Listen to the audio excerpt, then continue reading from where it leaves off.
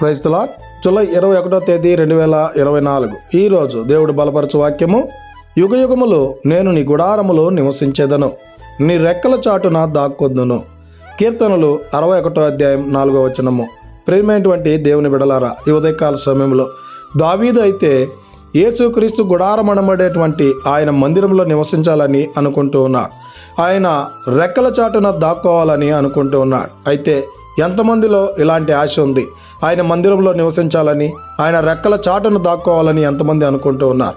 ఆయన రెక్కల చాటును దాక్కొనగలిగితే కోడి తన పిల్లలను ఎలాగైతే కప్పి భద్రపరుస్తుందో, ఆ యేసుక్రీస్తు ప్రభువుల వారి రెక్కలు కూడా నిన్ను అలాగున ఏ అపాయము రానియకుండా నిన్ను భద్రపరిచేటివిగా ఉన్నాయి. గనుక ఇకనైనా మనము ఆయన మందిరంలో నివసించి ఆయన రెక్కల చాటున మనం దాక్కొని ఉండేటువంటి వారంగా ఉండాలని కోరుకుంటూ ఈ దిన వాక్యం ద్వారా దేవుడు బలపరిచి దీవించును గాక.